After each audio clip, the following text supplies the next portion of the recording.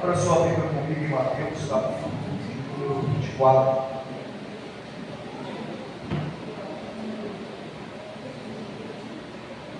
A partir do verso 1.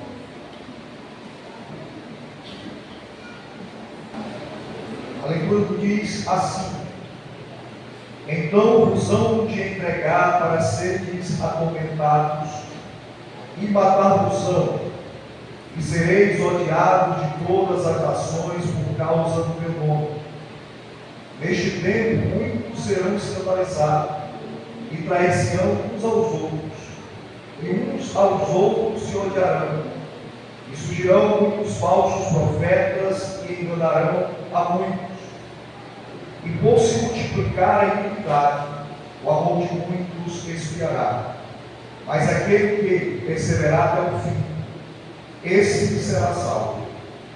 E este evangelho do reino será pregado em todo o mundo, em testemunho a todas as nações. Então virá o fim. Amém? Meus queridos, no culto de hoje, o objetivo principal desse trabalho é a conscientização. Hoje nós não estamos aqui com o intuito de vibrar muito, ou rodopiar, ou qual coisa do tipo. O intuito é conscientização. É entender que existem pessoas neste momento, em outros lugares, em outros países, que estão sofrendo por causa do Evangelho. Eu estava lendo alguns relatórios, um deles me chamou a atenção, que é o relatório da LMP, que é a Lista Mundial de Perseguição. De 1º de outubro de 2023 até 30 de setembro de 2024, mais de 180 mil pessoas foram deslocadas das suas moradas, de suas cidades, de seus lugares. Mais de 60 países estão dentro desse destaque quando o assunto é perseguição. Esse ano, o dia domingo da Igreja Perseguida, oramos hoje aqui por alguns desses países: Mianmar, República Democrática, Nigéria, Burkina Faso, Mianmar. A Índia também entrou em nossas orações. E por que esses países, por que esses irmãos são tão perseguidos? Primeiro, eles moram em países em que a religião predominante, a maioria deles, é o islamismo. E são países ditadores em que os seus governos não aceitam de forma alguma que o nome de Cristo seja pregado. Aí é nesse momento aqui a importância daqueles que nós muitas vezes nem conhecemos, que nós chamamos de missionários. Homens, mulheres, famílias, igrejas brasileiras, igrejas em outros países enviam esses homens, essas mulheres, esses jovens, e eles saem do aconchego de suas famílias, vão aprender a língua, vão aprender a cultura, abandonam o estudo muitas vezes, abandonam os trabalhos muitas vezes, e eles saem para outros países. Chegando lá, eles vão aprender o idioma, vão aprender a cultura, vão aprender tudo. Mas qual o intuito disso tudo? Falar do amor de Jesus. As suas vidas estão em risco ali nesses lugares. E eles continuam pregando. Eles continuam anunciando. E Jesus vai salvando. Só que, ao contrário da nossa realidade, em que existem templos luxuosos, em que existem igrejas, lá eles não têm esse privilégio. Eles saem às escondidas da noite, às escondidas do dia, se encontrarem com famílias, ali com profissionais de outras áreas, e eles entram dentro daqueles lares, eles começam a falar sobre Jesus, e famílias se convertem. E depois que essas famílias se convertem, outras famílias também são alcançadas. Só que, como em qualquer outro lugar, as notícias também se espalham. E de repente alguém começa a dizer que o nome de Jesus está sendo pregado, está sendo anunciado. Os governos ficam sabendo, a religião predominante também fica sabendo. E o que acontece com isso? Começa a perseguição. Famílias precisam abandonar as suas casas. Famílias precisam abandonar os seus trabalhos para irem para outros lugares em que existe uma perseguição menor. Eles não têm as opções que nós temos aqui, porque a nossa realidade é outra. Nós vivemos em um país em que existem leis que protegem e que nos dão a liberdade de proclamar o Evangelho. Nós vivemos em um país que nos dá a liberdade de termos templos para cultuarmos a Deus. Vivemos em um país em que nós temos a liberdade de pegarmos um aparelho de som e sairmos na rua na hora que nós quisermos e começarmos a gritar. Alguém pode até se incomodar, alguém pode até não gostar, mas ninguém vai nos proibir, porque existe uma lei que nos dá esse direito. Nós temos a opção aqui de escolher para onde ir. Tantas igrejas que existem, as perseguições que muitos cristãos dizem que sofrem aqui, é a perseguição de não dar o paz do Senhor, é a perseguição de não olhar para a minha cara, é a perseguição que não gosta da minha roupa, é a perseguição que eu não tenho oportunidade de não vou para outra, é a perseguição disputa porque é mais crente, porque usa isso, porque usa aquilo outro, porque tem vaidade, porque não tem vaidade. É essa perseguição besta e infantil que temos no Brasil. A briga porque quem serve maior, não tem mais poder, quem é o dono da maior igreja, essa é a perseguição. O que esses irmãos que moram nesses lugares queriam era só a liberdade para cultuar a Deus, só isso.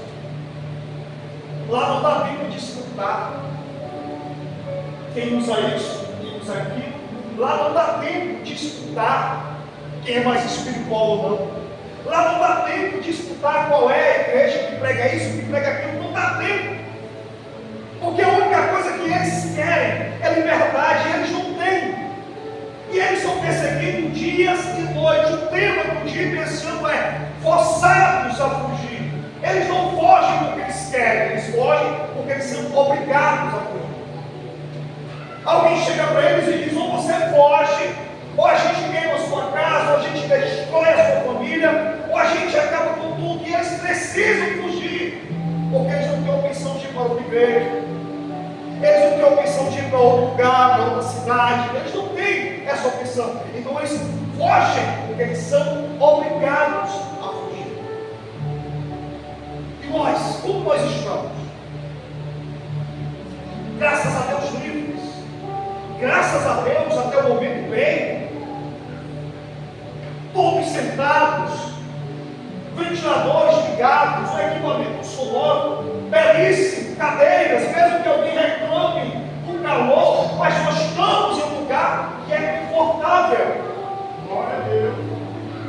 Passamos nas ruas para um lado e para o outro, com a Bíblia debaixo do braço. Ninguém vai nos confrontar, e se confrontar não vai ter problema algum, porque deveria ser motivo de alegria.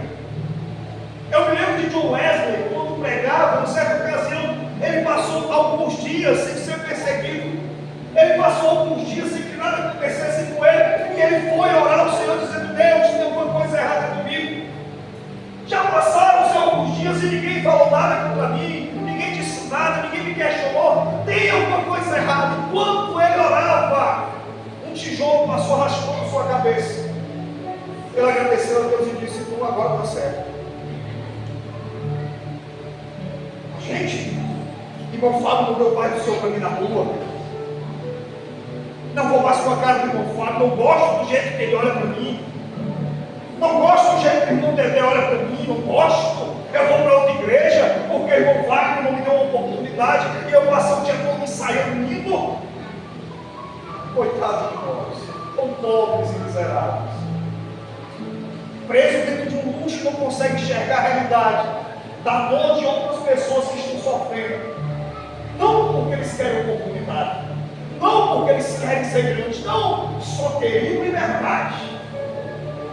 Mas já que não tem liberdade, eles vão abrir mão da fé deles, não. Eles preferem fugir, irem para outros lugares, preferem colocar as suas vidas em risco, se necessário for perdê-las.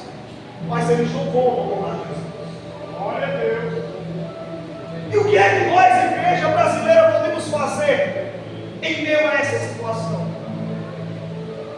Vivemos uma realidade totalmente diferente. Mas a perseguição ela vai vir. Cedo ou mais tarde ela vai vir. Ninguém quer, mas vai vir. Aí a gente vive essa briga política brasileira, outra briga sem futuro. Sem futuro. Crentes brigando com crentes, degradando com outras igrejas, porque o partido tal, o partido B, o partido C, o partido aquele outro, e a gente esquece que quem está no controle de tudo ainda é Deus. Nunca ninguém tirou isso do meu coração. Nunca. Quem está no controle de tudo é Deus. E a igreja precisa passar por perseguição. Entenda isso. Aí não diga, a igreja precisa passar por perseguição. A última pesquisa que saiu agora no Brasil, que daqui talvez há 6, 7 anos, em 2030, talvez o número de evangélicos no Brasil supere o número de católicos. Aí a gente vê os evangélicos bradando: meu Deus, que coisa boa, que coisa boa. Aí ontem eu mandei um vídeo para a Lima de 3 pessoas ditas evangélicas tentando acertar um texto da Bíblia, e eles não conseguiram nem os personagens acertar. Aí eu dizia: eu li no livro de 1 Samuel, e era Ana. Eu dizia: não, era Sara. Eu disse: essa é a geração que nós estamos orgulhosos que daqui a 5 anos irá tomar conta do Brasil, que não conhece nenhum texto histórico. Imagine os textos teológicos. Eu digo: o que é isso? E tem crente alegre com isso. A pesquisa que saiu recentemente, agora 4 ou 5 dias, que o Aracaju e o Fortim são as 2 cidades dessa região com o maior número de evangélicos. Não é mais evangélico do que outras religiões, é o maior número de evangélicos. E às vezes a gente fica tão soberbo e orgulhoso com isso, com esses números. Mas o problema aqui é a qualidade do evangelho. Esse é o problema, é a qualidade de pessoas que nem suportam serem questionadas na igreja, de pessoas que nem suportam serem confrontadas na igreja, de pessoas que nem suportam a cara feia de líder, de uma pessoa que nem suporta chegar na igreja e ninguém olhar para ela. Como vai suportar quando as coisas apertarem e a perseguição chegar, não nos dando opções, dizendo: ou você é, ou você não é, ou você faz, ou você não faz, ou você serve, ou você desiste. O que é que vai acontecer com a gente? O que é que vai acontecer com a gente quando alguém chegar, Fábio, e colocar a nossa fé à prova? Quando nós formos provados como nós estamos? Eu vou sair daqui e vou para outro. Não vai ter essa opção. Escute, não vai ter opção de mudar de lugar. A opção vai ser essa: ou você serve a Deus, ou você não serve a Deus. Ou nós vamos dizer que somos crentes e provar, ou não vai dar tempo de ser outra coisa. Esses irmãos desses lugares estão sofrendo. Mas se tivéssemos a oportunidade de pegar o telefone e ligar para qualquer um deles e perguntar assim: tu quer desistir? Eu tenho certeza que a resposta deles, todos eles seriam não. Nós não vamos desistir. Nós não vamos parar. Nós não vamos deixar de servir a esse Jesus. Já foi falado aqui nessa noite. Nós estamos com uma visão tão humana, tão material. Nós estamos com uma visão tão voltada para as coisas terrenas que nós estamos esquecendo da nossa missão. Meus queridos, os sinais estão aí. Só não enxerga quem não quer enxergar. O texto que eu li nos fala sobre essas perseguições. Nos fala sobre os últimos momentos em que o amor de muito esfriará. Em que nações estão à guerra. Pessoas estão sendo perseguidas. Só que nós estamos, parece que, alheios dessa realidade. Nós somos um povo que fala do céu, mas que ninguém quer morrer para ir para o céu. Nós somos o único povo que acredita em vida após a morte, eu posso assim dizer. Mas quando fala de morte, parece que mexe com tudo, porque ninguém quer saber disso. Medo, obcecado na alma do ser humano, que não quer sair daqui, quer ficar pregado aqui. Sabe por que nós estamos assim? Porque nós estamos perdendo a visão. Enquanto a nossa visão estiver aqui, o medo vai tomar de conta. Mas quando a nossa visão sair daqui e começar a ser voltada para o céu, a gente vai começar a perceber que o único passaporte daqui para a eternidade é morte, querendo você não. O medo não deve ser a morte. O medo deve ser morrer sem Cristo. O medo não deve ser a morte. O medo deve ser estar dentro da igreja e não estar salvo.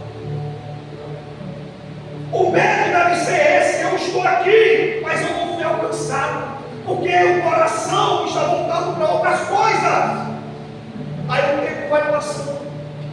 Quando ele me passou aqui um vídeo dos 10 anos, eu estava ali com o coração sedento, olhando a quantidade de pessoas que estavam com a gente no decorrer dos 10 anos. E hoje você olha o banco que está vazio. Pessoas que não podem estar na frente, louvando, orando, e você olha hoje, cadê essas pessoas? Serviram muito tempo, pararam. Se Deus tiver misericórdia para trazer de volta, amém. Se não, caminharam e desistiram. A promessa não é para quem desiste. A promessa não é para quem para. A promessa não é para quem olha para a direita, para quem olha para a esquerda. A promessa não é para quem olha para trás. A promessa é para aquele que perseverar até o final. Se você desistir, você que perde. Eu não vou mais porque o irmão falou isso. Você que perde. Entenda. Eu não vou mais porque o pastor fez isso. Você que perde. Nós estamos aqui com um objetivo. E o objetivo da igreja é continuar marchando. Jesus não disse que era fácil. Jesus não disse que era simples. Mas ele disse que aquele que perseverar até o final será salvo. A perseguição é necessária. João capítulo 16, versículo 33. Eu disse estas coisas, disse Jesus, para que em mim vocês tenham paz. Neste mundo vocês terão aflições. Contudo, tem ânimo. Eu venci o mundo. João 15, 18, 19 também nos diz: se o mundo vos odeia, sabei que é primeiro do que vocês ele me odiou. Se vós fosseis do mundo, o mundo amaria, mas porque não sois do mundo, antes vos escolhi do mundo. Por isso é que eu vos odeio. Por que as pessoas não gostam da gente? Por que muita gente não gosta de crente? Porque a gente não é daqui. Por que as pessoas têm raiva, aversão à igreja? Porque a igreja não é daqui. É por isso que nós não podemos nos acomodar com essas coisas que vão ficar. A gente vê pessoas investindo tanto no material. A gente vê pessoas investindo tanto no futuro, e esquece de investir no espiritual, esquece família, esquece de pagar o preço dos teus filhos, aí vai crescendo materialmente, definhando espiritualmente. Aí chega o tempo que não tem mais força, chega o tempo que não tem mais condições, não tem mais como fazer, não tem como mais vir. Aí só resta saudade, quando olha para os filhos, como eu era, como eu fazia, e eu não consigo mais, por quê? Porque os olhos estão voltados para as coisas materiais. A nossa vida é tão curta, a nossa vida é tão resumida, que não dá tempo a gente se apaixonar por esse mundo. A nossa paixão deve estar em Cristo Jesus. E temos que nos alegrar quando nós formos perseguidos por amor ao nome dele. Porque é necessário. É necessário sermos confrontados. É necessário sermos criticados. E que isso não venha nos abalar, que isso venha nos alegrar. Porque nós sabemos a importância da igreja aqui nessa terra. Augusto disse algo interessante aqui, do poder da oração. Você não quer imaginar o que esse momento que passamos aqui, o que Deus não pode fazer. A rainha Elizabeth dizia que preferia enfrentar o exército armado do que um cristão de joelho. Às 7 da manhã os irmãos estavam aqui, 8, 9, 10, 11. Fortinha sede também. Outros lugares também estavam orando, pedindo, intercedendo, enquanto nós estamos clamando, o Senhor está agindo no coração dos irmãos lá, dando força, dando coragem. A oração não foi para Deus tirar governo, para Deus dar liberdade. A oração não foi para isso. A oração foi: Senhor, fortalece os filhos que estão sendo perseguidos. Mateus 5, 11, 12, como leu nessa noite evangélica: bem-aventurados sois vós, quando vos injuriarem e perseguirem, e mentindo disserem todo mal contra vós por minha causa, alegrai-vos e exultai, porque é grande o vosso galardão nos céus, porque assim perseguiram os profetas que foram antes de vós. Quando a gente lê, por exemplo, basta ler o livro Heróis da Fé. Todos aqueles homens que sofreram, todos aqueles homens que passaram por perseguições por amor ao Evangelho, e nenhum deles quiseram desistir. Todos eles se alegraram. Existia um que, já velhinho, foi chamado na presença do governador, e o governador disse para ele: negue a Jesus que nós te poupamos. Policarpo, o nome dele. E ele disse: como eu vou negar? Já faz tanto tempo que eu sirvo, ele nunca fez nada contra mim, por que eu vou negar? Por que eu vou abandoná-lo? Aí hoje não.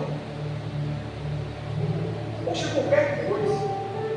É a moda do deixa Jesus por qualquer coisa. Quem dirige, quem prega, o pastor, quem escolhe as palavras, os textos, porque os crentes são divinos. Se não tiver cuidado, se quebram com as palavras puras.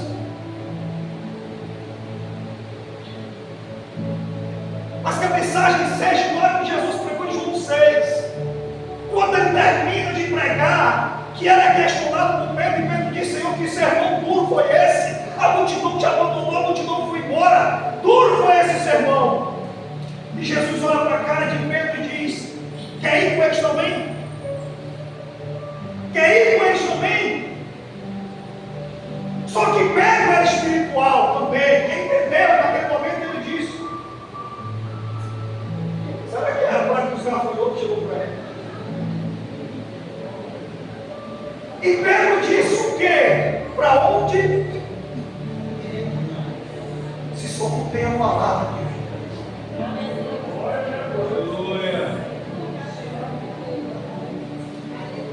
Meus queridos, que pregamos, que anunciamos a palavra, vamos acovardar. Vamos parar de falar a verdade porque existe alguém que não gosta, não. Existem pessoas aí que estariam precisando dessa atitude e querendo ouvir uma palavra dura dessa. Mas eles não têm esse privilégio que eu e você temos. De ter alguém nos corrigindo.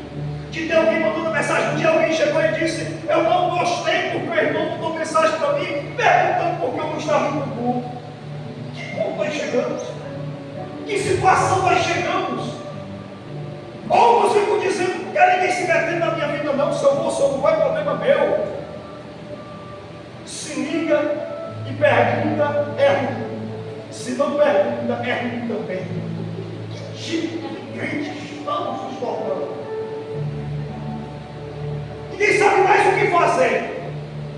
Mas uma coisa eu tenho certeza. Eu tenho. Que o parafuso vai apertar. Não me preocupo com isso, porque eu tenho certeza que o parafuso vai apertar. Enquanto isso acontecer, aí eu quero ver quem é que vai reclamar por ligação, porque não mandou mensagem, porque não se preocupou, mas que vai apertar, vai. Escute bem, e aquele que é crente fica. Existe uma frase que a irmã Graça dizia muito: aquele que é pedra fica, e quem é palha voa. É exatamente assim. Estamos vivendo o momento da igreja animada, mas vai chegar o momento da igreja provada. E quando esse momento chegar, só aqueles que vão ser aprovados vão passar pelo fogo da prova. Mas uma coisa eu tenho certeza, e digo isso aqui para encerrar. Apocalipse 21, versículo 5. É a única coisa que me conforta. É a coisa que me dá a esperança e a promessa que enche a minha alma de alegria e paz. Sabendo que eu vou enfrentar tudo isso, Jesus me diz: e vi um novo céu e uma nova terra. Porque já o primeiro céu e a primeira terra passaram, e o mar já não existe. E eu, João, vi a santa cidade, a nova Jerusalém, que de Deus desceu do céu, preparada como uma esposa, adubada para o seu marido. E ouvi uma grande voz do céu que dizia: eis aqui o tabernáculo de Deus, que está com os homens, pois com eles habitará, e eles serão meu povo, e o mesmo Deus estará com eles, e será o seu Deus. E Deus limpará dos seus olhos toda a lágrima, e não haverá mais morte, nem pranto, nem clamor, nem dor, porque as primeiras coisas já passaram. E o que estava sentado no trono disse: eis que faço nova todas as coisas.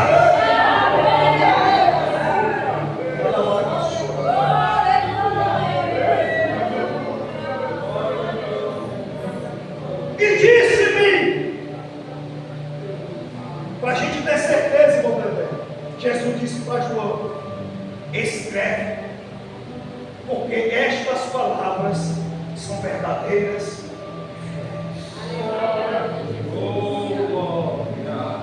A nossa esperança está de perto, e que nós possamos continuar de pé na presença do eterno Deus, com o sentimento e o desejo de continuar orando por outros irmãos que estão em outros países, sofrendo, sendo perseguidos, e que as nossas orações não sejam orações egoístas, pedindo só para nós, como se nós tivéssemos falta de alguma coisa.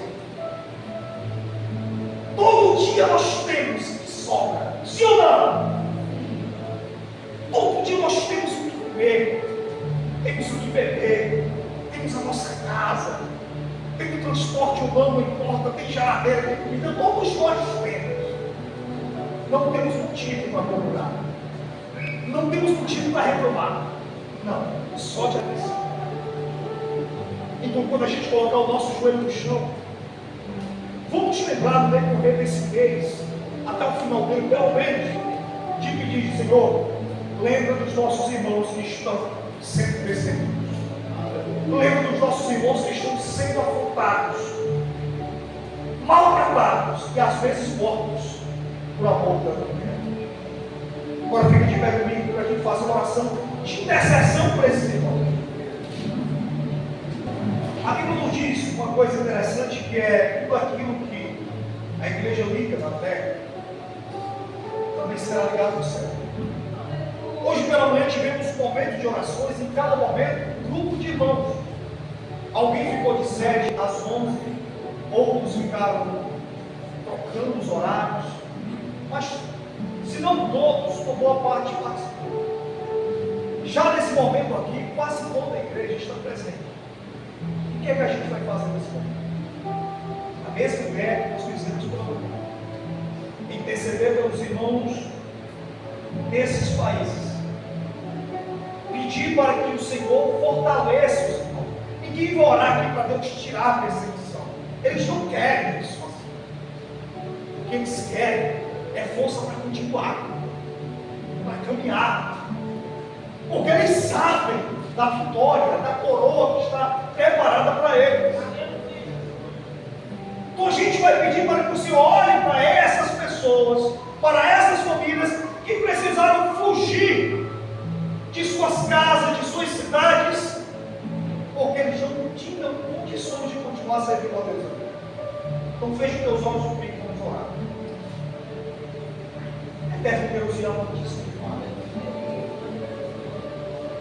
em nome de Jesus, mais uma vez, Pai, com o mesmo sentimento que começou pela manhã às 7 horas, com o mesmo sentimento, Senhor amado, de intercessão, de clamor, de petição a Ti, pela Tua igreja perseguida, Senhor amado.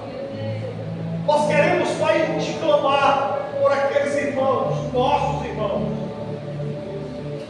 irmãos em Cristo, os irmãos de fé, que estão sendo perseguidos, maltratados, que estão sendo provados. Muitos perderam as suas vidas, mas não negaram o Teu nome, não negaram a fé, não abandonaram, não desistiram, não retrocederam, continuam firmes, fugindo se necessário for, mas eles continuam firmes. E qual é o nosso pedido nessa noite? Que o Senhor, Pai amado, com teu olhar de bondade, de misericórdia e de graça, possa olhar para aquelas famílias, para os missionários, para aqueles irmãos que ali estão, e que o Senhor derrame, Deus, um santo de fortaleza sobre a vida de cada um deles. Que o Senhor derrame um santo de socorro, de cura, de graça, Senhor amado, para que eles possam serem fortalecidos pelo poder do Teu Espírito. Que o Senhor possa derramar um sangue, bendito Deus, para que todos eles continuem firmes e continuem pregando a Tua palavra. E eu também oro pelos missionários que ali também estão, homens e mulheres que saíram, muitos do nosso país, saíram do conforto, saíram da liberdade e preferiram escolher estar em um lugar, colocando a vida em risco, mas para a honra do Teu nome, Senhor. Aleluia! Para a honra do Evangelho, louvado seja o Teu nome. Que o Senhor seja com esses missionários, que essa oferta, Pai amado, que nós vamos entregar, possa suprir a necessidade de muitos que estão ali sofrendo para a honra da palavra.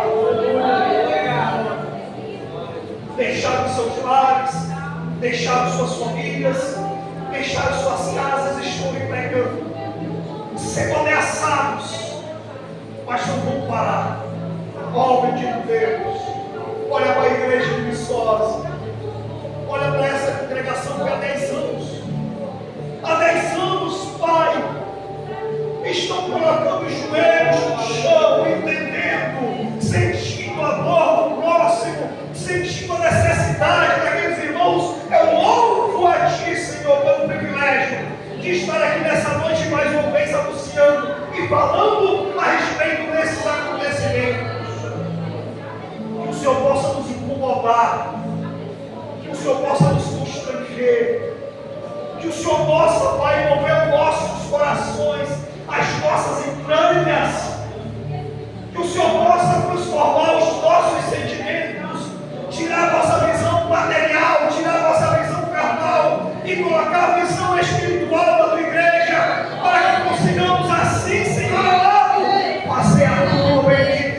vontade. Que a pregação do Evangelho não venha sair da nossa boca.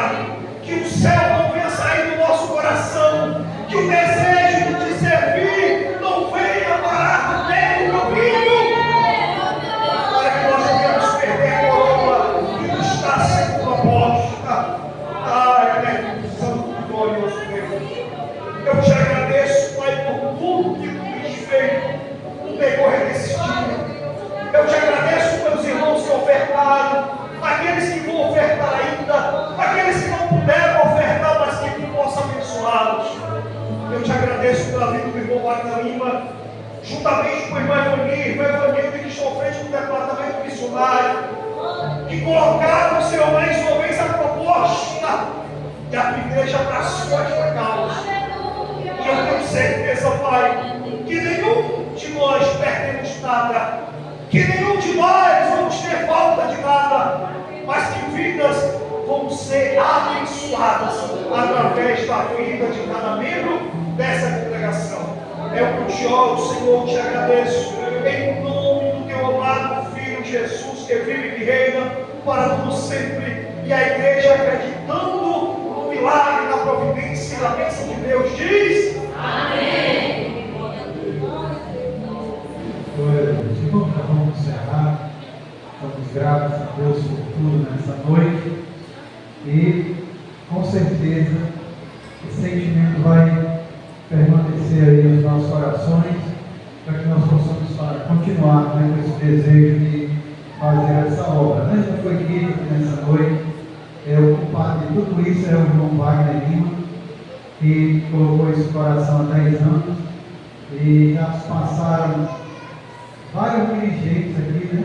Valdiano, Valdeir, Arton, Wagner, e agora chegou a minha vez, e já passaram vários também líderes de missões, né? Eu também já passei por aqui, Valdiano também, e agora a irmã Ivonina, pequena, e o trabalho continua. Esperamos que continue daqui para frente, né? Vamos até a vinda de Jesus. Amém? Então que os irmãos possam perseverar.